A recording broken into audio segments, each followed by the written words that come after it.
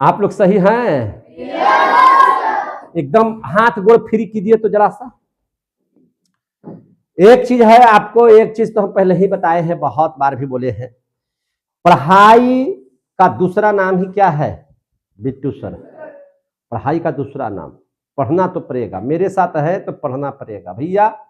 हम जितना पढ़ते हैं उतना आपको पढ़ना पड़ेगा, हम जितना पढ़ाते हैं उतना आपको पढ़ना पड़ेगा, है कि नहीं? क्योंकि देखिए, हमको औरों जैसा टीचर मत समझिएगा, हम बहुत अपने भी मेहनत करते हैं और चाहते हैं कि आप लोग भी मेहनत कीजिए, क्योंकि आप लोग कोई अमीर घर के बच्चे मेरे पास बहुत ज्यादा नहीं है, आप अरबपति के बच्चे नहीं है, खरबपति आपके फादर जनरेशन का कोई आदमी नहीं है, लेकिन आपको खरबपति बनना है, आपको अरबपति बनना है, आपका सोच आगे बढ़ाना है। इस व्यू के साथ हम लोग आगे बढ़ रहे हैं, मेहनत ईमानदारी के साथ कर रहे हैं, ठीक है ना? इसलिए जो है आप लोग भी एकदम मेहनत कीजिए, और जैसे हमारे जितने भी बच्चे, कोई बीपीएससी, कोई दरोगा, कोई यूपीएससी, है ना, कोई सीजीएल में, कोई बहुत सारे पदों पर, आर्मी और ये सब जो नेवी और एयरफोर्स, तो भैया ये हमको नहीं पता है, गिनवे नहीं किए कि कितना बच्चा होगा, बिहार पुलिस में कितना बच्चा होगा, ये सब गिनने का चीज नहीं है। एमबीबीएस है कि नहीं, नीट वगैरह भी बहुत सारे बच्चों ने किया है, तो बहुत सारे बच्चे बहुत अच्छे अच्छे पद पर चले गए हैं, आप उन्हीं का अनुकरण करेंगे, ठीक है ना? खुदे हम बीपीएससी किए हुए हैं, खुदे हम बीपीएससी कर करके एचएम बने हुए हैं, तो इनका आप मेरा अनुकरण कीजिएगा। ऐसा नहीं है कि आप दूसरे का अनुकरण कीजिएगा, पढ़ना बहुत मन लगा करके है। क्लियर हो गए? नाम रोशन करना है कि नहीं करना है? हाथ गोड़ फ्री कीजिए, शुरू कर दे पढ़ाई। कौन लिखने आ गया सबको? एकांतर कौन कितने बच्चों को आ गया? समझ में आई बात है? तो चलिए आगे बढ़ते हैं, समझे कि नहीं? जैसे शेर की तरह दहाड़ते रहते हैं हम, है कि नहीं, उसी तरह से आप लोगों को भी किसी भी बच्चे से दबने की जरूरत नहीं है पढ़ाई के क्षेत्र में। किस क्षेत्र में? पढ़ाई के क्षेत्र में। दबदबा था, दबदबा है, दबदबा बना रहेगा, है कि नहीं? बाकी तो हम फिर संभालिए ना, लेना है हमको, संभालिए ना लेते हैं हम, है कि नहीं? तो इसलिए जब हम किसी से दबते हैं, बताइए तो, अच्छा ये हम गो वाले से टक्कर लेंगे जी? अरे टकरे हमको से अगर लिवाना है नॉलेज का या पढ़ाई का, पढ़ाई करने का, तो हम पटना वाले से न टकराएंगे जी, कि हम यही गोहे वाला से टकराते रहेंगे, यही गिंजनमा में हम बैठे हुए रहे, है कि नहीं? यहाँ तो सब ओशन के ये है, तो उसके साथ हम क्या तुलना करेंगे?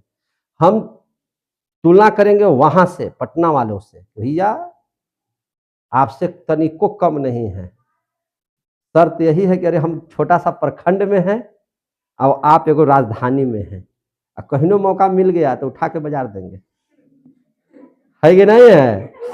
बहुत को कष्ट होगा, तो से कष्ट होने से कोई मतलब नहीं है कि नहीं है? तो जैसे जब पढ़ाई के क्षेत्र में दबना नहीं है, तो आप लोग मेरा स्टूडेंट न है, किसका स्टूडेंट है?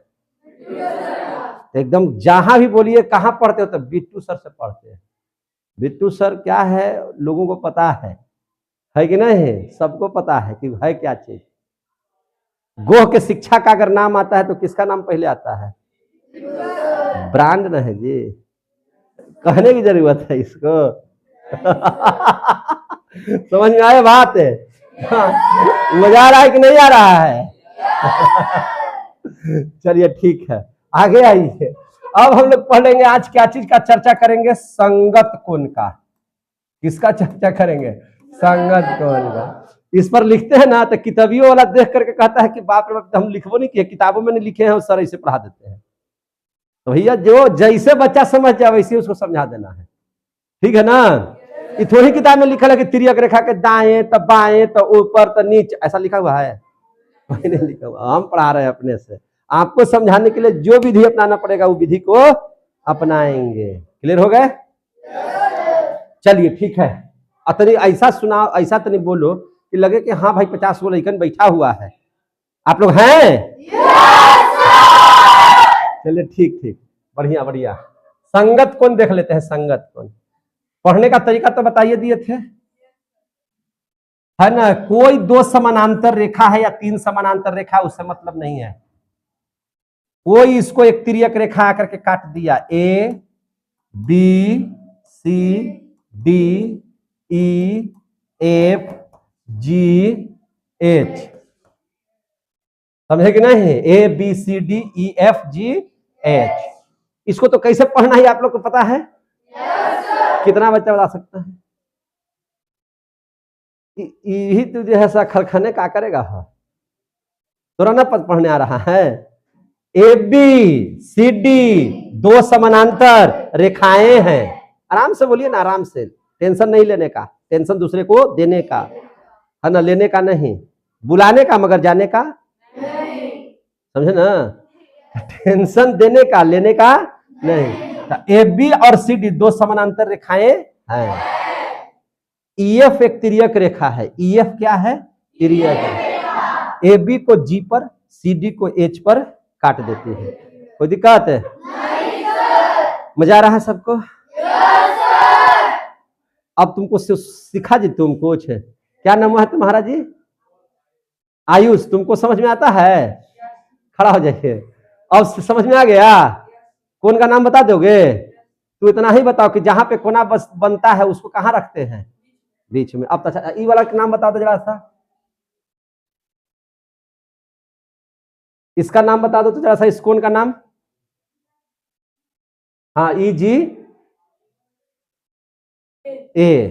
हाँ, लगा कुछ समझ में आ रहा है कि बगल वाला बता दिया हो। EG A आ गया नाम समझ में? तो ध्यान से समझिएगा। अब देखिए, संगत कोण का कुछ नियम है, आप लोग अपने अपने बताइएगा कि सर इसका संगत ये होगा। और संगत कोण आपस में क्या होते हैं? बराबर होते हैं। संगत कोण आपस में क्या होते हैं? बराबर। एकांतर कोण आपस में क्या होते हैं? बराबर। समझ में आ रही है बात? और सम्मुख कोण भी आपस में क्या होते हैं? बराबर। तो आपको एकांतर समझना है। जैसे कैसे आप लोग समझ गए कि न्यून कोण किसे कहेंगे, सम कोण किसे कहेंगे, अधिक कोण किसे कहेंगे, ऋजु कोण किसे कहेंगे, है ना, पुनर्युक्त कोण किसे कहेंगे, आसन कोण किसे कहेंगे, ये सब समझ में आ रहा है ना अब आप लोगों को? उसी प्रकार से एकांतर कोण किसे कहेंगे समझ में कल आ गया था। एकांतर कोण में क्या पढ़ाए थे कि तिर्यक रेखा, बाहर का एकांतर कोण बाहर में ही बनेगा और अंदर का एकांतर कोण अंदर में ही बनेगा। अंतः कोण 1 2 3 4, बाहर कोण 1 2 3 4, बाहर का बाहर, अंदर का अंदर, पढ़ाए थे ना? अब देखिए ध्यान से, उसमें ये बताए थे कि जिसका भी पूछा जाएगा, कौनों का पूछेगा तो उसको कोण को ध्यान से समझ लीजिएगा, है कि नहीं? अगर ऊपर वाला पूछेगा तो उसका नीचे हो जाएगा एकांतर कोण, और तिर्यक रेखा के अपोजिट हो जाएगा। तिर्यक रेखा के बाएं साइड का पूछेगा तो हम दाहिने साइड का बताएंगे, दाहिने साइड का पूछेगा तो बाएं साइड का बताएंगे, ऊपर का पूछेगा तो नीचे बताएंगे, नीचे का पूछेगा तो ऊपर। क्लियर हो गया था? अब हम लोग पढ़ेंगे संगत कोण। क्या पढ़ेंगे? संगत कोण। संगत कोण में वैसा कोई नियम नहीं है जो एकांतर कोण के साथ है। इसका नियम कुछ दूसरा होगा। क्या नियम होगा? समझिए ध्यान से, देखिए ध्यान से, क्या है नियम सो समझ लीजिए। नियम यही है कि सबसे पहले देखिए, इसमें बाहर का बाहर नहीं, अंदर का अंदर नहीं, कोई भी हो सकता है। अंतः कोण का बाहर में भी बन सकता है और बाहर का अंतः कोण में भी बन सकता है। क्लियर हो गया? इसका कोई भी हो सकता है, लेकिन कौन होगा देखिएगा, अगर किसी कोण का संगत पूछा जाए, किसी कोण का संगत पूछा जाए, संगत पूछा जाए, किसी कोण का संगत कोण पूछा जाए, किसी कोण का संगत कोण पूछा जाए तो क्या होगा? किसी कोण का संगत पूछा जाए तो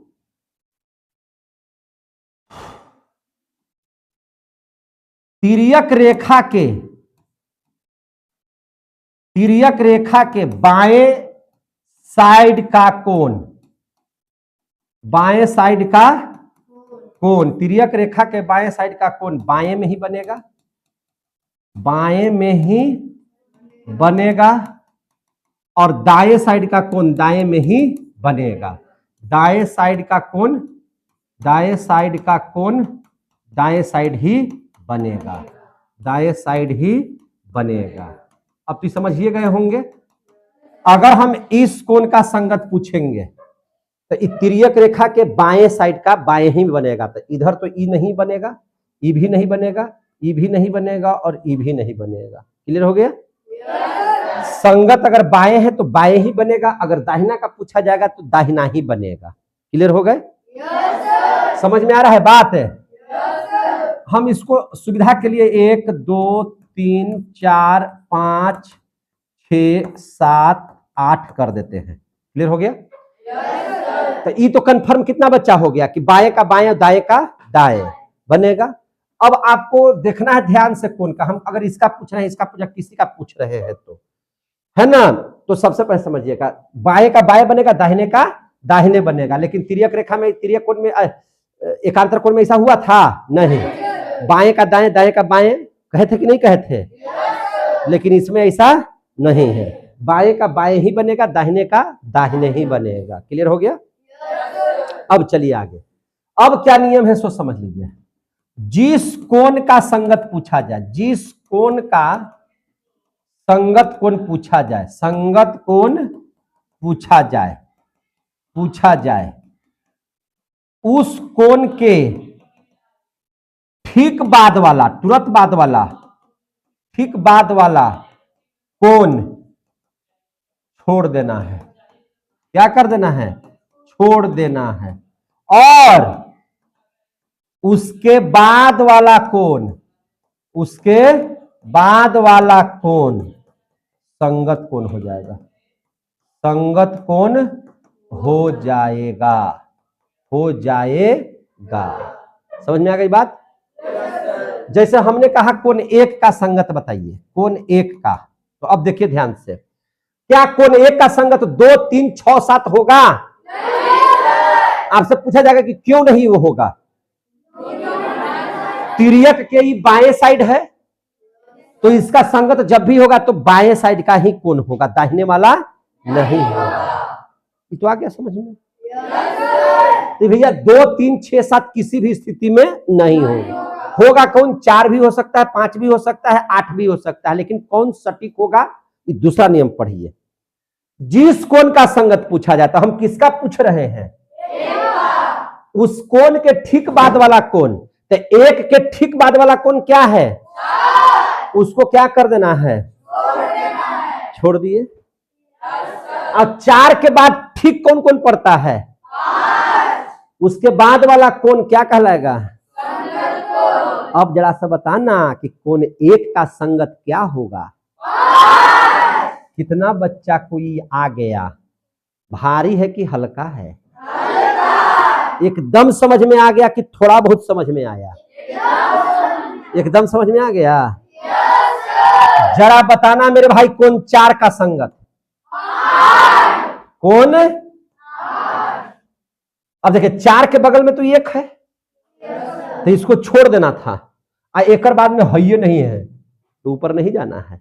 4 के ठीक बाद क्या है? 5, छोड़ दीजिए। उसके ठीक बाद क्या है? तो 4 का क्या हो जाएगा? कितना बच्चा को आ गया? आ गया समझ में? हम समझ गए कि आप लोग को आ गया। बताओ जरा सा 6 का बताना, 6 का, 6 का और 3 का। अब आइएगा तो हमको क्या कह रहे हैं?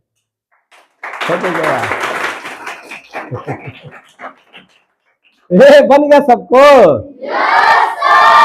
संगत कोण काहे दोनों को बराबर लिखे? तो भैया संगत कोण आपस में क्या होते हैं? बराबर। तो कोई पूछेगा कि बराबर है कैसे, तो बगल में लिख दीजिएगा संगत कोण से। कैसे बराबर है? संगत से। आ गया समझ में? कितने बच्चों को समझ में आ गया? सबको समझ में आ गया? अच्छा, अब जरा सा हम थोड़ा रिवीजन के लिए एकांतर पूछते हैं। कोण 1 का एकांतर क्या होगा? कोण 1 का एकांतर पूछ रहे हैं, 7 होगा। कोण 2 का एकांतर, कोण 3 का एकांतर, कोण 4 का एकांतर। हाँ, तब तो याद है। एकांतर कोण से ही बराबर हो गया, और इधर बराबर हुआ क्या चीज से? संगत कोण से। क्लियर हो गया? तो किसी का एकांतर या किसी का संगत आप लोग बता दीजिएगा कि नहीं बता दीजिएगा? पूरक कोण भी पढ़ा दिए कि जब 2 कोणों का योग कितना हो जाए? 90, तो उसको पूरक, और जिसका 180 हो जाए जोड़ने के बाद तो क्या हो जाएगा? समपूरक। किसी का भी पूरक पूछा जाए 90 में से उसको क्या कर देना है, घटा। 20 का पूरक कितना हो जाएगा, 60 का पूरक और 60 का सम पूरक है 120, 60 का सम पूरक 100 का सम पूरक 90 का सम पूरक और 90 का पूरक 45 बोल रहा है। 90 का पूरक 0, 90 का पूरक 0। क्लियर हो गया। 45 कौन बोला हो, आइए को बोलता है पीछे पीछे सब बोलने लगता है। 90 का पूरक 45 कैसे बोला बताइए। 50 का समपूरक 130। बहुत तेज लड़का है, जितना छोटा है उतना भयंकर तेज है। ये बात भी सही है, तो छोटे जाके है लेकिन बहुत तेज है। ये बहुत अच्छा लड़का है। चलिए यहां तक समझ में आ गया। अब जरा सा देख लेते हैं हम लोग सम्मुख कोण। क्या देख लेते हैं, सम्मुख कोण। अब हम लोग पढ़ लेंगे सम्मुख कोण के बारे में। सम्मुख कोण, सम्मुख कोण कहते हैं, सम्मुख कोण। अच्छा ये नाम पहले, ये वाला सम्मुख कोण थोड़ा देरी में पढ़ाएंगे, थोड़ा देरी में पढ़ाएंगे सम्मुख कोण। जरा सा नाम बदल करके आपसे पूछते हैं संगत, तनी और क्लियर करते हैं। क्या कोई दिक्कत है? PQRS,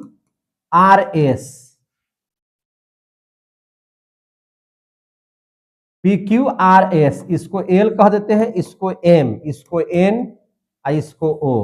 कोई दिक्कत नहीं है, नाम कुछ भी रहेगा, क्या मतलब है।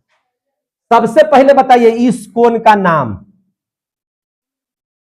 इस कोण का नाम बताइए। RO। इसका संगत बताइए। RON का संगत बताइए, संगत कोण PNL।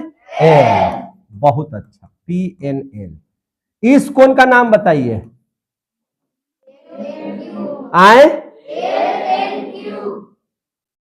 ON, ठीक है, ONQ। इसका संगत बताइए। SOM, यानी कि इसका संगत आप लोग क्या बताए थे, ई वाला, ठीक है। इसका संगत बताइए ये वाला, है ना। अब बताइए इस कोण का नाम बताइए। ROM का संगत कोण बताइए। PNO, बिल्कुल सही, PNO। इस कोण का नाम, ये तो हो ही गया। इस कोण का नाम बताइए। NOS। इसका संगत बताइए। LNQ। आ गया समझ में? कितना बच्चा को ये बात आ गया? ठीक। अब हम पढ़ाते हैं आपको क्या चीज, सम्मुख कोण। अब क्या पढ़ाते हैं, सम्मुख कोण।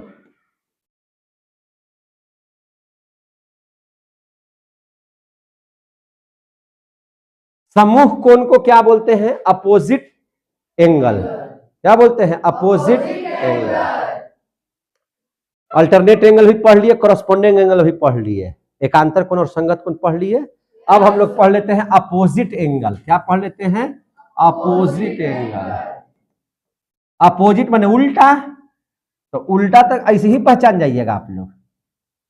और मुंह के सामने,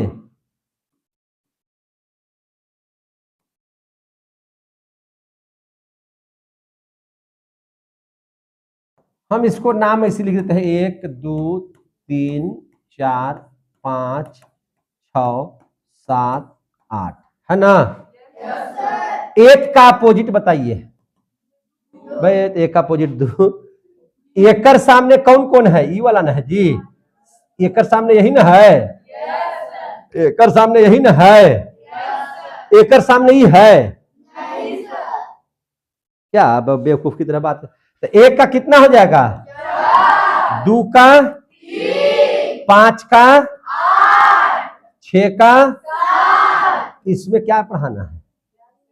और समूह कोण भी आपस में क्या होते हैं, अगर ई हो गया 60 डिग्री तो ये ऑटोमेटिक कितना डिग्री हो जाएगा, 60 डिग्री। आ गया समझ में। अब जो है देखिए आपको आएगा बनाने के लिए, आपको कैसे आएगा प्रश्न, देखिए ध्यान से। मान लिया जाए कि कोण 120 है, तो सब कोण निकालिए। तो आप जानते हैं कि एक सरल रेखा का मान कितना होता है, 180 डिग्री। सरल रेखा का मान कितना होता है, 100। तो 180 में 120 दले तो कितना बच जाएगा, 60। 120 का ई वाला हो जाएगा संगत 120, और इसका एकांतर हो जाएगा ई वाला 120। ऐसे भी देखिए अपोजिट एंगल बराबर हो गया, तो ये 60 है तो ये भी कितना हो जाएगा 60, ये 60 तो ये भी कितना हो जाएगा 60, ये 120 है तो 120, ये 60 है तो ये सब 60, सब निकल गया। बहुत भारी लग रहा है। अगर आपको क्वेश्चन दे दिया कि एक सरल रेखा है, ऐसे वो कोण गया, ये है आपका x, आई वाला है 2x, मान निकालिए। तो तब क्या कीजिएगा, एक सरल रेखा का मान कितना होता है 180, आई दोनों कोण दिया हुआ है, x जोड़ 2x बराबर कितना 180, तो 2x और x कितना हो गया 3x, 3x बराबर कितना 180, इसलिए x बराबर 180/3 यानी कि कितना डिग्री 60। तो ये हो गया 60 डिग्री, यहाँ है 2x यानी कि 120 डिग्री। 60 दूनी 120 हुआ ना, आ गया समझ में? तो बना दीजिएगा धड़ाक से। तो ये हो गया समूह कोण भी आप लोग सीख गए। आप लोग क्या सीख गए, समूह कोण। तो आप लोगों ने तीनों कोणों को बहुत अच्छे से समझ लिया। कौन कौन कोण के बारे में समझ लिया, तो आप लोग समझ लिए एकांतर कोण, संगत कोण, समूह कोण। कोण पहचानने के लिए भी और लिखने के लिए भी समझ गए कि कैसे किसको समझेंगे हम लोग, पहचानने के लिए सीख गए कि नहीं सीख गए? तो इसके लिए आपको बधाई के पात्र हैं। अब पढ़ा देते हैं, जरा सा देख लीजिए बहुभुज। क्या पढ़ा रहे हैं, बहुभुज। बहुभुज किसे कहते हैं, इसको अंग्रेजी में बोलते हैं पॉलीगॉन। क्या बोलते हैं, पॉलीगॉन। पॉलीगॉन, पॉली ऐसे, पॉली का मतलब होता है बहुत, है ना। जैसे कहते हैं पॉलीएथीन, पॉलीथीनवा में टैंक रहता है, तो एथीन का मात्रा जब ज्यादा हो जाए तो उसको कहते हैं पॉलीथीन। पॉलो माने बहुत, तो बहुभुज, तो पॉलीगॉन, तो मैंने एक भुजा की ढेर मनी भुजा, तो बहु माने बहु, तो भुजा माने भुजा, जिसका में बहुत भुजा हो। तो बहुभुज के अंतर्गत में कौन कौन आएंगे, तो वैसा आकृति, वैसा ज्यामितीय आकृति, ध्यान से समझिए, वैसा ज्यामितीय आकृति जो तीन भुजा या तीन से अधिक भुजा से आपस में घिरा हुआ हो, खुला हुआ नहीं, घिरा हुआ हो, समझे कि नहीं? घिरा का मतलब होता है कि एकदम सगरों से छेकायल हो, या तो वो तीन भुजा हो उसमें, या तीन से ज्यादा भुजा हो, समझे कि नहीं? जैसे देख लीजिए बहुभुज की परिभाषा आराम से दीजिएगा कैसे, तीन या तीन से अधिक, तीन या तीन से अधिक, तीन या तीन से अधिक रेखाखंड,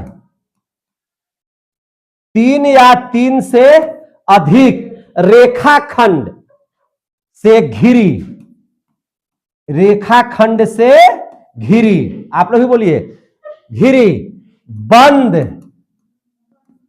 है ना, माने वो बंद होना चाहिए। कैसा होना चाहिए, बंद आकृति को, बंद आकृति को क्या कहते हैं, बहुभुज कहते हैं। क्या कहते हैं, बहुभुज। कम से कम उसमें कितना रहना चाहिए, रेखाखंड तीन या इससे ज्यादा, तीन से ज्यादा हो या तीन हो, उससे कम नहीं होना चाहिए। और कैसा होना चाहिए, बंद होना चाहिए। कैसा होना चाहिए, बंद। जैसे एग्जाम्पल समझिए, जैसे ये क्या चीज का फिगर बनाए हैं, ए बी सी, तो इसमें तीन भुजा है, इसको बोलेंगे ए बी, इसको बोलेंगे बी सी, इसको बोलेंगे ए सी। इसमें कितना रेखाखंड है, तीन। आज तीनों बंद है कि नहीं बंद है, तीनों आकृति क्या है, बंद। तो त्रिभुज क्या हो गया, बहुभुज। त्रिभुज को हम लोग क्या बोलेंगे, बहुभुज। समझ में आ रहा है सबको? त्रिभुज को क्या बोलेंगे, बहुभुज। अब हम लोग बना रहे हैं, जिसे ई वाला बता रहे हैं, इसको भी बताइए, ए बी सी डी। इस भुजा का नाम है ए डी, इस भुजा का नाम है ए बी, इस भुजा का नाम है बी सी, और इसका नाम है सी डी। इसमें कै भुजा है, तो तीन से ज्यादा की कम, तो इसको बहुभुज कहेंगे कि नहीं? तो ई वर्ग भी हो सकता है, आयत भी हो सकता है, या दोनों को हम लोग चतुर्भुज भी बोलते हैं। तो चतुर्भुज को भी हम लोग क्या बोलेंगे? बहुभुज। त्रिभुज को भी क्या बोलेंगे? बहुभुज। समझ में आ गया कि नहीं? मैंने बहुत सारी भुजाएं हैं, मैंने 3 भुजा है उसमें, या 3 से अधिक भुजा है, और वह घिरा हुआ है आपस में, तो इसको हम लोग क्या बोलेंगे? बहुभुज। अब देखिए तो 1 भुजा, 2 भुजा, 3 भुजा, 4 भुजा, 5 भुजा, 6 भुजा, A B C D E F, इसका नाम क्या है? A F.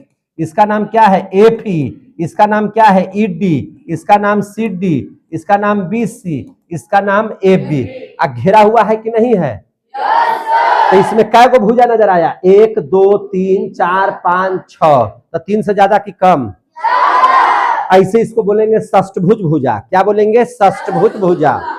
और इसको हम लोग, उसी को हम लोग कहते हैं बहुभुज भी। क्या बोलते हैं? बहुभुज भी। 1 भुजा, 2 भुजा, 3 भुजा, है ना, 4 भुजा, और यहां से यहां तक 5 भुजा, तो इसको क्या कहेंगे? पंचभुज। इसको क्या बोलेंगे? पंचभुज। 8 भुजा रहेगा तो क्या बोलेंगे? अष्टभुज। 1 2 3 4 5 6 सप्तभुज, है ना, 7 8 हो गया कि नहीं हो गया? 1 मिनट, यहां से 8 हो गया। 1 भुजा, 2 भुजा, 3 4 5 6 7 8, तो इसको क्या बोलेंगे? अष्टभुज। क्या बोलेंगे इसको? अष्टभुज। तो जितना भी सब है, त्रिभुज, चतुर्भुज, पंचभुज, षष्ठभुज, अष्टभुज, तो ये सब क्या चीज है? बहुभुज है। इस सब के सब के क्या कहेंगे? पॉलीगन। बहुभुज बोलेंगे, क्या बोलेंगे? बहुभुज। पॉलीगॉन बोलेंगे, क्या बोलेंगे? पॉलीगॉन। पॉलीगॉन मैंने क्या होता है? बहुभुज। बाहर पड़ रहा है क्या सीखने में?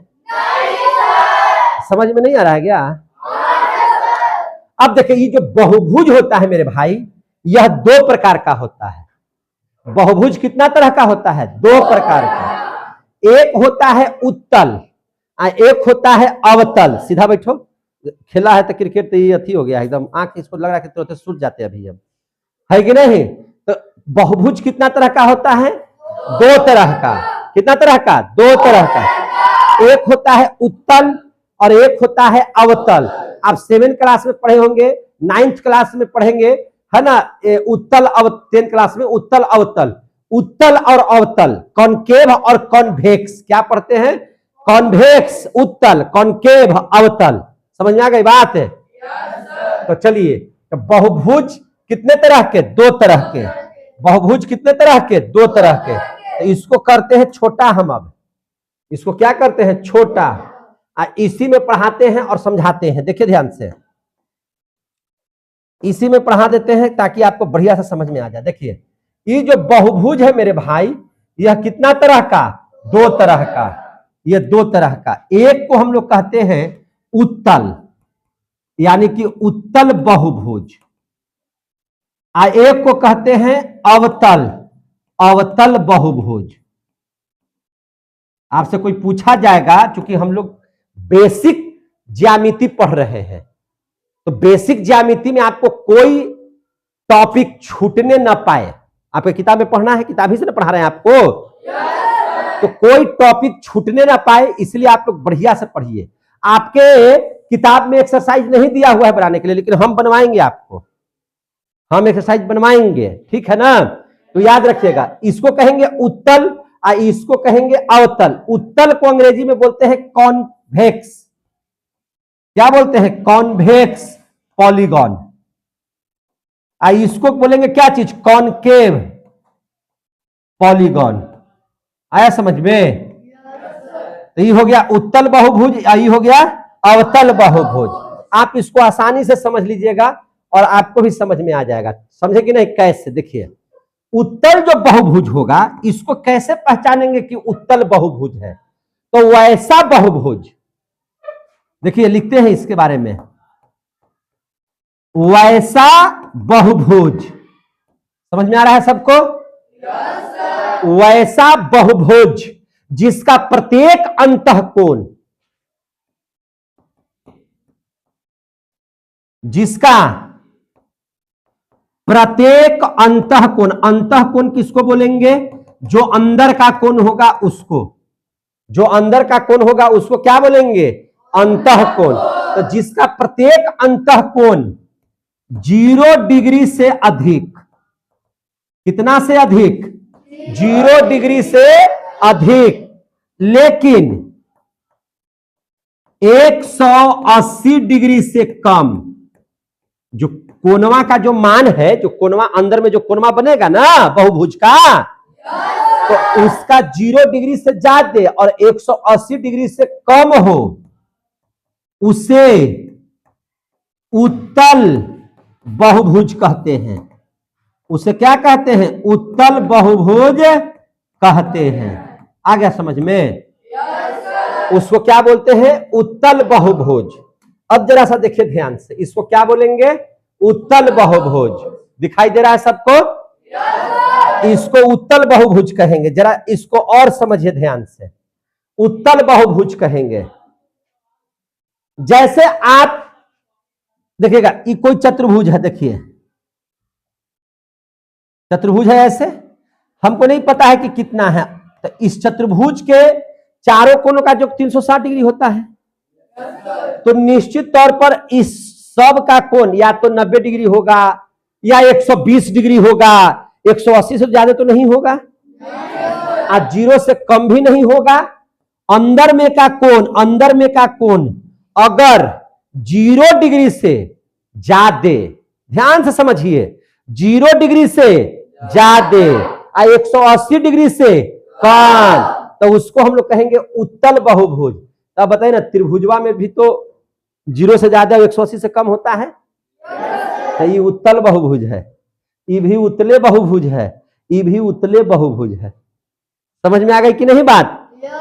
आपको गौर करना है किस पर? अवतल बहुभुज पर। किस पर गौर करना है?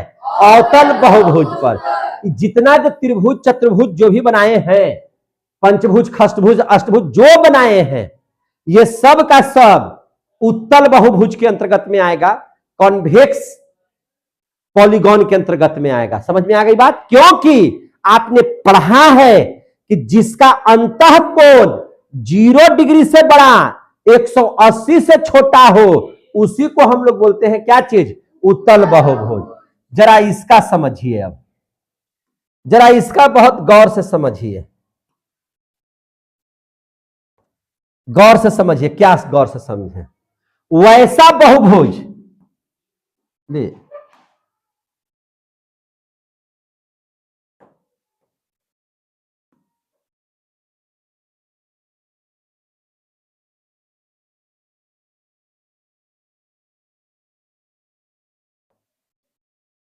वो यही आ रहा है।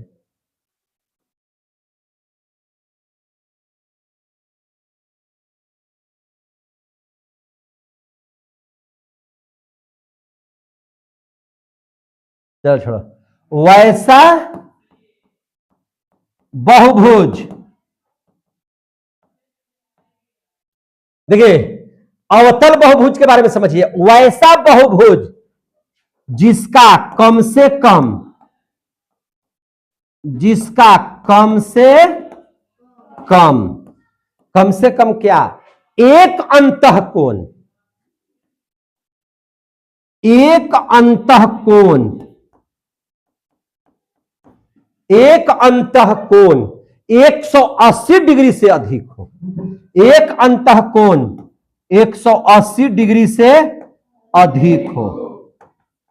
अब समझिए ध्यान से, एक जो अंतःकोण है वह क्या होना चाहिए? 180 डिग्री से अधिक हो। उसे हम लोग क्या कहेंगे? अवतल बहुभुज कहेंगे। उसको हम लोग क्या कहेंगे? अवतल बहुभुज कहते हैं। क्लियर हो गया? वैसा बहुभुज जिसका कम से कम एक जो अंतःकोण होगा वह क्या होना चाहिए? 180 से ज्यादा होना चाहिए। क्लियर हो गया ना? अब ध्यान से समझिए कैसा होगा फिगर इसका। तो देखिए, ये त्रिभुज हम बना रहे हैं ऐसे, और यहां से ऐसे कर दिए। ये है A B C, यहां पे O नाम रख दीजिए, ठीक है। अंदर का जो ई वाला कोण नापिएगा, मान के चलिए कि यह 210, तो अंदर ही में 210 है, तो 180 से ज्यादा हो गया कि कम हो गया? 180 से कम है कि ज्यादा है? तो ई वाला जो बहुभुज बनेगा, ये जो बहुभुज आपने देखा 1 2 3 4 भुजा वाला है बहुभुज, इसको हम लोग कैसा आकृति कहेंगे? अवतल बहुभुज। इसको क्या बोलेंगे? अवतल बहुभुज।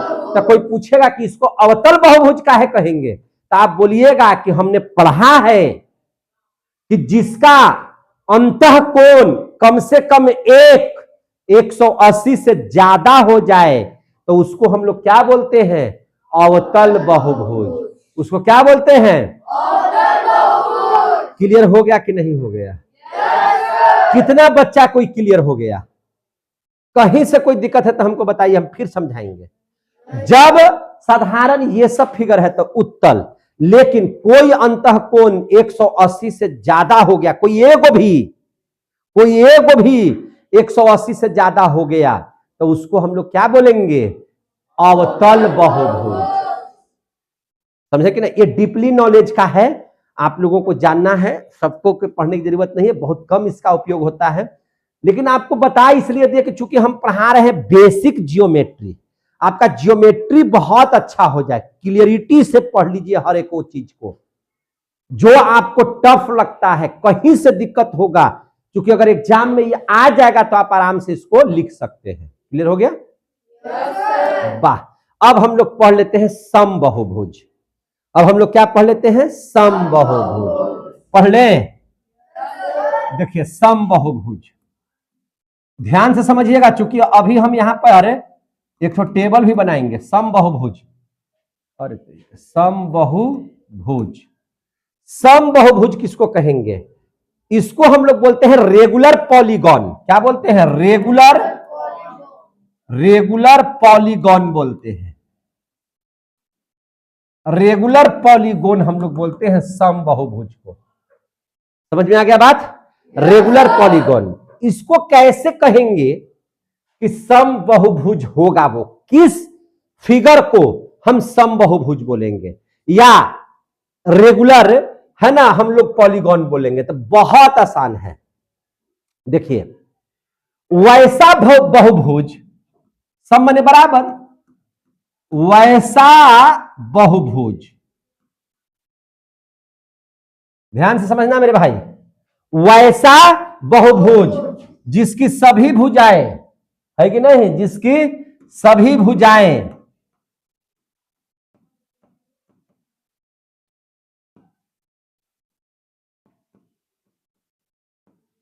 वैसा बहुभुज जिसकी सभी भुजाएं एवं सभी अंतःकोण,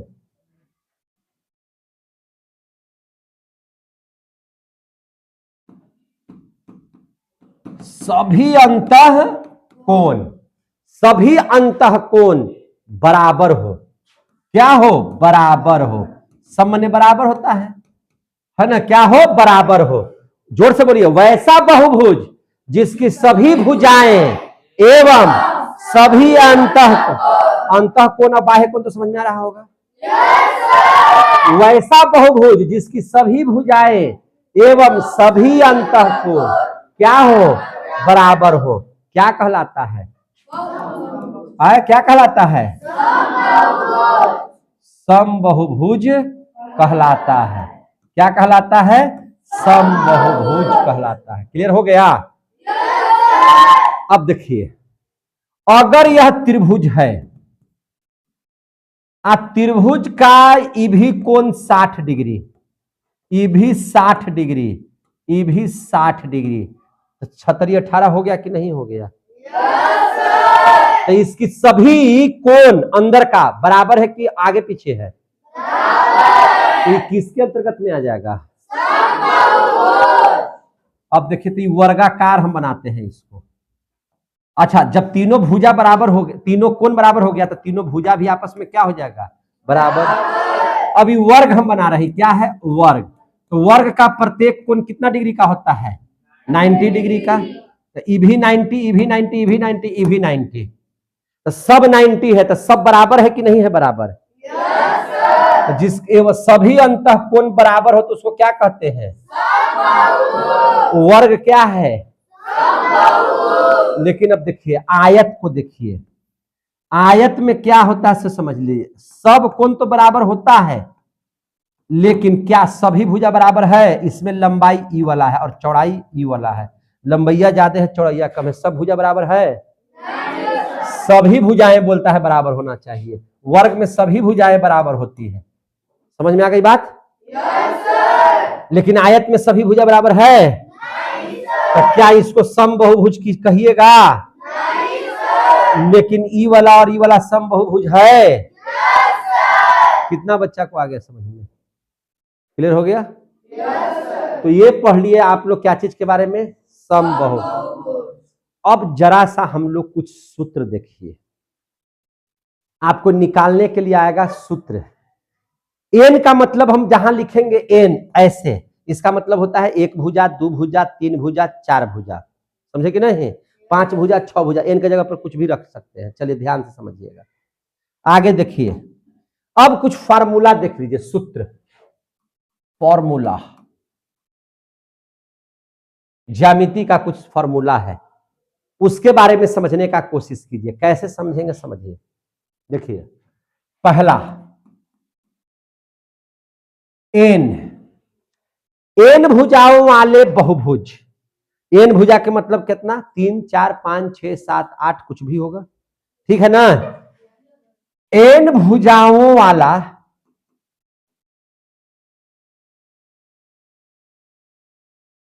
एन भुजाओं वाला बहुभुज के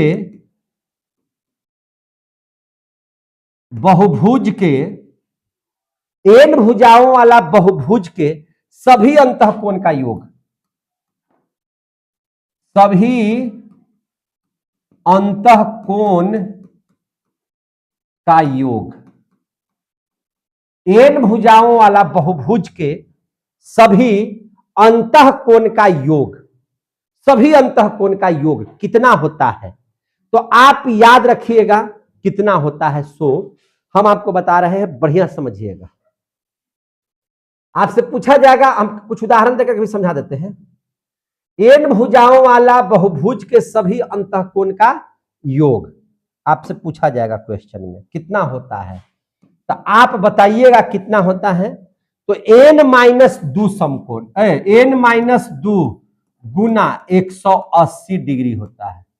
n-2 गुना 180 डिग्री, यानी कि अगर इसको समकोण में बदलिएगा तो 2 से गुना कर दीजिए तो 2n-4, यहां समकोण लिख सकते हैं, यानी कि 90 डिग्री भी लिख सकते हैं। समझे कि नहीं? एक ही बात है, कोई हड़बड़ाने की जरूरत नहीं है। आप दोनों में से कोई भी याद रखिएगा तो दोनों में से कोई भी है, आंसरवा एक ही आएगा। एन भुजा, हम मान के चलते हैं 3 भुजा, हम क्या लेके चलते हैं? 3 भुजा। 3 भुजा से घिरा हुआ क्षेत्र को त्रिभुज कहते हैं। अब आपसे पूछेगा एन की जगह पर 3 का बताइए सर। 3 भुजाओं वाला बहुभुज के सभी अंतःकोण का योग बराबर, इसका मतलब समझ गए ना? एन की जगह पर कितना लिए? 3। कितना होगा बताइए? तो ये हो जाएगा, एन की जगह पर कितना रखिएगा? 3 घटाओ 2 गुना 180, 3 में से 2 गया 1 गुना 180, यानी कि 180 में 1 से गुना करेंगे तो कितना हो जाएगा? 180। 3 भुजाओं से घिरे क्षेत्र को हम लोग क्या कहते हैं? त्रिभुज। तो त्रिभुज के तीनों कोनों का योग कितना होता है? 180। अब हम लेते हैं 4 भुजा, चतुर्भुज ले लेते हैं। चतुर्भुज में 4 भुजा होता है, तो चतुर्भुज के लिए ले लेते हैं। तो यहां एन की जगह पर क्या रखेंगे? 4 घटाओ 2 गुना 180, तो 4 में से 2 गया 2 गुना 180, तो 18 दूनी कितना होता है? 360। क्या चतुर्भुज के चारों कोनों का अंतःकोण 360 डिग्री नहीं होता है? आपसे पूछा जाएगा पंचभुज का, किसका पूछा जाएगा? पंचभुज का, कि पंचभुज के सभी भुजा के अंतःकोणों का योग कितना होगा? पंचभुज का सभी अंतःकोण का योग, तो यहाँ पे 5 ले लीजिए, 5 घटाओ 2 गुना 180, 5 में से 3 गया 2, 180, कितना हो जाएगा 540। होगा कि नहीं होगा? अगर आपको कह दिया खष्टभुज का, यानी कि 6 भुजा लेना है मेरे भाई, तो 6 भुजा लेंगे तो 6 माइनस 2 गुना 180, 6 में से 2 गया 4 गुना 180 बराबर 720। क्लियर हो गया? आपसे अब डायरेक्ट हम कह रहे हैं अष्टभुज के लिए, तो अष्टभुज का कितना होगा? तो 8 घटाओ 2 गुना 180, 8 में से 2 गया 6 गुना 180, 18 छक्का टोटल से 1080 आंसर होगा। निकाल लीजिएगा आप लोग। ये बातें कितने बच्चों को पता चल गया कि किसी भी बहुभुज का अंतःकोण कहेगा तो आप निकाल लीजिएगा। क्या कीजिएगा? आप जितना बहुभुज पूछेगा उसमें से 2 घटा लीजिएगा और 180 से गुना कर लीजिएगा। क्लियर हो गया? कहीं से कोई दिक्कत? अब जरा हम लोग पढ़ लेते हैं अगला कि अगर यही बहुभुज ना होकर के समभुज हो जाए, बहुभुज ना होकर के क्या हो जाए? समबहुभुज, समबहुभुज हो जाए, तब कैसे लिखेंगे? तो देखिए सूत्र बता रहे हैं, एन है ना, एन भुजाओं वाला, एन भुजाओं वाला, एन भुजाओं वाला समबहुभुज के, समबहुभुज के, एन भुजाओं वाला समबहुभुज के प्रत्येक अंतःकोण, प्रत्येक अंतःकोण बराबर कितना होता है? प्रत्येक अंतःकोण बराबर कितना होता है? तो इसका आंसर क्या बताइएगा, जल्दी से बताइए। तो इसका होता है n माइनस 2 गुना 180, जो उसमें था पहलका में, लेकिन इसमें भागा दे देना है किससे? n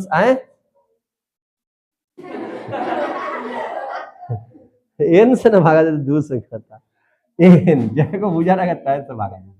आया समझ में? हमरो गड़बड़ावे पर लगल है। अब देखिए ध्यान से, बहुत अच्छा समझिएगा।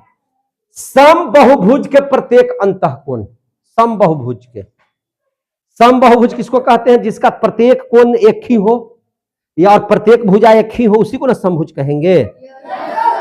जैसे त्रिभुज में देखिए तीनों भुजा बराबर हो गया, तो 60-60 डिग्री पढ़ाए थे तो समभुज समबहुभुज हो गया। तो त्रिभुज में यानी कि 3 भुजा में 3 भुजाओं वाला समबहुभुज के प्रत्येक अंतःकोण बराबर, n के जगह पर 3 रख लो, 3 घटाओ 2 गुना 180 बटा 3 हो गया कि नहीं हो गया? अब देख लीजिए, तो 3 में से 2 गया 1, 1 में 180 से गुना करेंगे तो 180 और बटा 3 60 आ गया, यानी कि उसका तीनों कोण 67 डिग्री का होगा। वह ऐसा समभुज होगा जिसका तीनों कोण कितना हो जाए? 60-60 डिग्री का। आ गया समझ में? अगर 4 भुजा ले लेते हैं, तो 4 भुजा ले लेते हैं तो कितना हो जाएगा आंसर? 4 घटाओ 2 गुना 180 बटा 3। तब देखिए 4 में से 2 गया 2 गुना 180 बटा 3, 3 छक 18, 60 दूनी 120, उस सब हो जाएगा 120, 120, 120, 120। आए गलती का बना दिए हो। चतुर्भुज में कितना हो जाएगा? अरे तरीके, बोलिए बोलिए कितना हो जाएगा? यहाँ 3 का अलग लेंगे, यहाँ 4 ना लेंगे जी? तरीके यहाँ 4 लेना होगा ना, यहाँ भी n ना है, 4 ना होगा। 2 गुना 180 बटा 4, 2 दूनी 4, 2 90 180, प्रत्येक कोण उसका कितना डिग्री का होगा? 90 डिग्री का। अगर पंचभुज लीजिएगा और बराबर होना चाहिए, वो पंचभुज लीजिएगा और बराबर होना चाहिए समबहुभुज में, तो 5 घटाओ 2 गुना 180 बटा 5, 3 गुना 180 बटा 5, कई बार में कटेगा? तो 5 तिहाई 15, 5 छक्का 30, 36, 36 तिहाई 108, कितना हो जाएगा? 108। 8। प्रत्येक कोण कितना डिग्री का होगा? 108 डिग्री का होगा। समझ में आ रही है बात? अब हम लोग अगर खष्टभुज ले लेते हैं 6 भुजा का, तो 6 भुजा का ले लीजिएगा। तो देखिए 6 घटाओ 2 गुना 180/6, 6 में से 2 गया 4 गुना 180/6, 6 18, 30 चौका 120 डिग्री। प्रत्येक कोण कितना डिग्री का होगा? 120 डिग्री का। अब 8 भुजा का एक तुरी ले लेते हैं, तो 8 भुजा का कितना हो जाएगा? 8 घटाओ 2 गुना 180 डिग्री बटा 8, यानी कि 8 में से 2 गया 6 गुना 180/8। समझे कि नहीं? 18 6 का टोटल से 108, 1080/8, इसको काटिएगा तो 135 बार में कट जाएगा। प्रत्येक कोण कितना डिग्री का होगा? 135 डिग्री का। क्लियर हो गया? प्रत्येक कोण कितना डिग्री का होगा? 180 डिग्री का। समझ में आ रहा है सबको? ये हो गया एन भुजा वाले। ये क्या हो गया? एन भुजा वाले। किसका? बहुभुज की समभुज? तो समबहुभुज के लिए। यही अगर रहता खाली बहुभुज के लिए तो ई बटा एनवा खत्म हो जाता। बटा एन क्या हो जाता? खत्म। क्लियर हो गया? अब आगे देख लीजिए। अब आगे क्या देखिएगा? अब देख लीजिए जरा सा,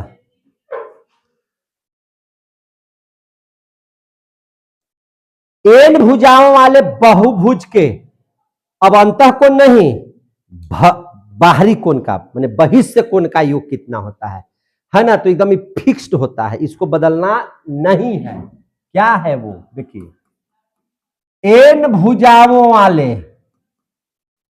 एन भुजाओं वाले, एन भुजाओं वाले बहुभुज के, बहुभुज के बहिष्य कोण का योग, बहिष्य कोण का योग। तो चाहे वो त्रिभुज के ले लीजिए, चाहे पंचभुज का लीजिए, चाहे चतुर्भुज का लीजिए, चाहे षष्ठभुज ले लीजिए, चाहे अष्टभुज ले लीजिए, चाहे 10 भुज ले लीजिए, होगा तो मतलब नहीं है। इसका मान फिक्स्ड होता है और कितना होता है? 360 डिग्री। इसको याद कर लीजिएगा। बाहरी कोण का मान कितना होता है? 360 डिग्री। समझ में आ गई बात? लेकिन यही अगर समभुज में पूछेगा, समबहुभुज में पूछेगा, तब इसका मान बदल जाएगा। समबहुभुज में क्या हो जाएगा? मान बदल जाएगा। तो एन भुजाओं वाले, यहां पे अब समबहुभुज लिख रहे हैं। क्या लिख रहे हैं? समबहुभुज के बहिष्य कोण का योग कितना होता है? तो 360/n। कितना होता है? तो 360/n। क्लियर हो गया? अब यहां पर एग्जाम्पल देखिए, 3 भुजा, यानी कि 3 भुजा के लिए समबहुभुज कहेगा, तो 3 भुजा के लिए हो जाएगा 360/3, यानी कि 120। कितना हो जाएगा? 120। यही अगर 4 भुजा का पूछेगा मेरे भाई, तो 360/4, 4 9 36, 90 का हो जाएगा। 90 चौका 360। समझे कि नहीं? 5 भुजा का कहेगा तो 360/5, तो 360/5 का मतलब कितना हो गया? 5 सते 35, 5 दूनी 10, कितना डिग्री का होगा? 72। 6 भुजा का पूछेगा तो 360/6, यानी कि 60 डिग्री। और वही अगर 8 भुजा का पूछे तो 360/8, और चौका 32, 8 पचे 40, 45 डिग्री का होगा। सब आ गया समझ में? कितना समझ में आया? कितना बच्चों को क्लियर हो रहा है? हम सब का उदाहरण भी बताते चल रहे हैं कि त्रिभुज का कितना, चतुर्भुज का कितना, पंचभुज का कितना। क्लियर हो गया ना? अब विकर्ण किसे कहते हैं? देखिए, अब विकर्णों की संख्या निकालना होगा। कितना विकर्ण बन सकता है त्रिभुज में, किसी त्रिभुज में या किसी समबहुभुज में? तो ये हम लोगों को देखना है, बहुत ध्यान से देखें। विकर्ण समझते हैं किसको कहते हैं? विकर्ण किसको? हाँ, तिरछा, तिरछे। ई कोना से ई कोना, इसको नाप लीजिए तो यही आपका विकर्ण हो गया। ई कोना से ई कोना नाप लीजिएगा तो विकर्ण होगा। ऊ कोनवा से ई कोनवा नापिएगा तो क्या हो जाएगा? विकर्ण। आप जब टीवी लेते होंगे तो कहते होंगे कि 75 इंची का टीवी है, तो 75 इंची कौची ऐसे नापना रहता है? नहीं, ई कोना से ई कोना नापाता है। टीवी नापे है कि नहीं नापे है कभी? आप लेते हैं 85 इंची का बोर्ड, आपका 85 इंची का है ना,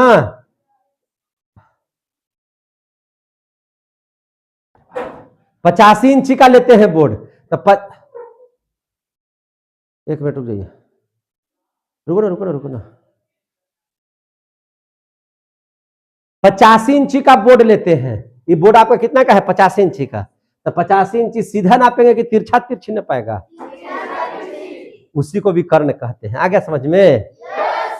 जैसे ई है ना, चतुर्भुज है ना, इसका विकर्ण कैसे होगा? एक ई विकर्ण हो जाएगा और फिर एगो ई विकर्ण हो जाएगा। आ गया समझ में?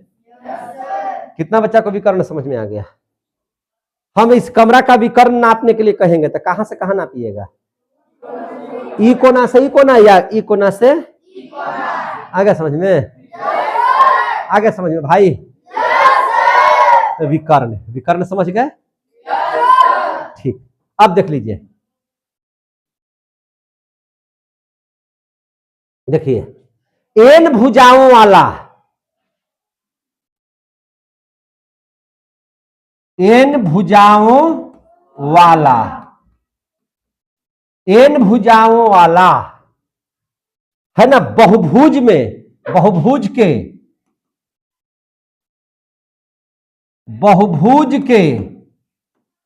विकर्णों की संख्या, विकर्णों की संख्या आपसे पूछा जाएगा। एन बहुभुज वाले, एन भुजाओं वाले, एन भुजाओं वाले बहुभुज में, ऐसे कर दीजिए, बहुभुज में, बहुभुज में विकर्णों की संख्या कितनी होती है? तो इसका सीधा आंसर है, देख लीजिए। आपको बताए पूछेंगे हम कि बाबू रे त्रिभुज में कितना विकर्ण हो सकता है, चतुर्भुज में कितना विकर्ण हो सकता है? विकर्ण समझ गए? तो इसका आंसर हो जाएगा n इंटू एन माइनस 3/2। कितना हो जाएगा? n into N minus 3/2। अब जैसे हम त्रिभुज का पूछेंगे, त्रिभुज में कितना विकर्ण?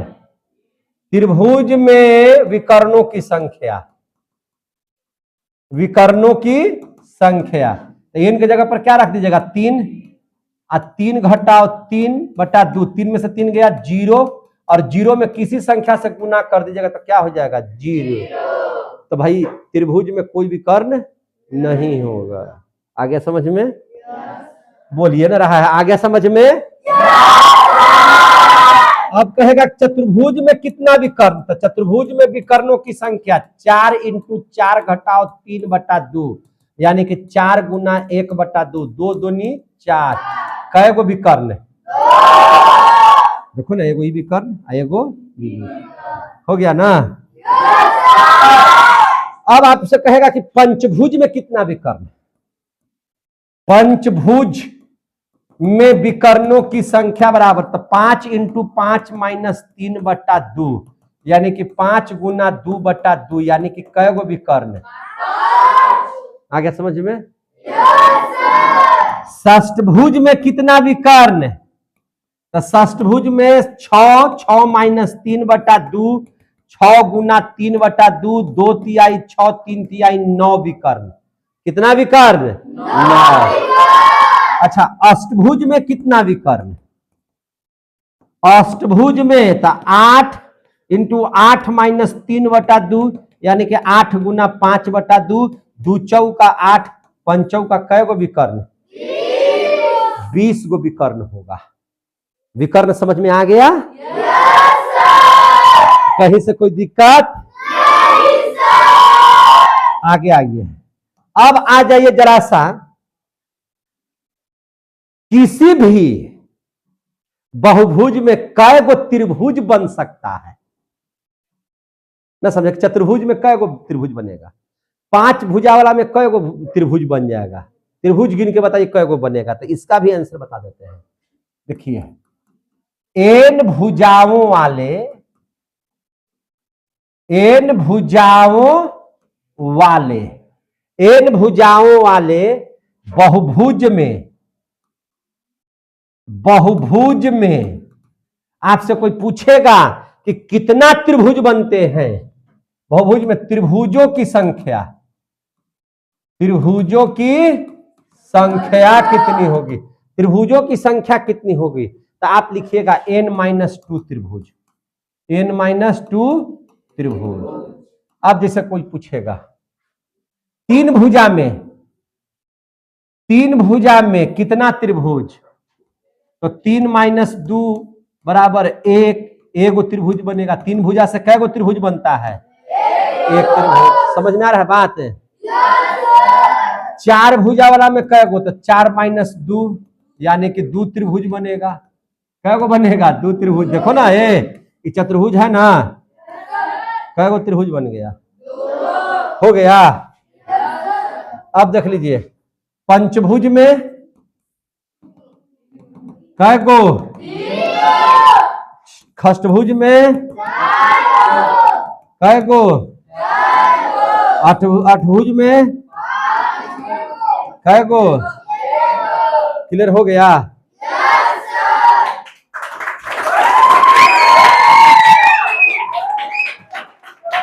कितना बच्चा को समझ में आया, कितना बच्चा को समझ में आ गया, बढ़िया से आ गया। सब चिल्ला रहा है कि हमको आ गया बढ़िया से। ज्यामिति में आप लोगों का यहां पे हम स्टॉप आज करेंगे, और कल नहीं समय हो गया है, समय हो चुका है। पहले सुनिए ना, आपको लिखना भी तो है, सुनिए। अब एकदम स्पेशल हम बता रहे, सुनिए ध्यान से। अब स्पेशल आप लोगों का ओनली चलेगा त्रिभुज, और इतना बढ़िया से त्रिभुज सिखाएंगे, समझ में आ गई बात? इतना बढ़िया से त्रिभुज कि त्रिभुज में अब कोई चीज बाकी नहीं रहेगा, चाहे आप जिस क्लास के स्टूडेंट हो। क्लियर हो गया ना? या कॉम्पिटेटिव स्टूडेंट भी क्यों ना हो, या किसी क्लास का क्यों नहीं हो, त्रिभुज शुरू करेंगे एकदम त्रि से, एकदम त्रिभुज का एकदम ऑपरेशन टॉपरेशन सब करके अतरी पतरी सब इसका निकाल करके आपको सिखा देंगे। यानी कि त्रिभुज में किसी चीज की बाकी हम नहीं रहने देंगे, किसी चीज को बाकी आपको नहीं रहने देंगे। जब त्रिभुज का ऑपरेशन हो जाएगा तब ऑपरेशन करेंगे चतुर्भुज का। किसका करेंगे? चतुर्भुज।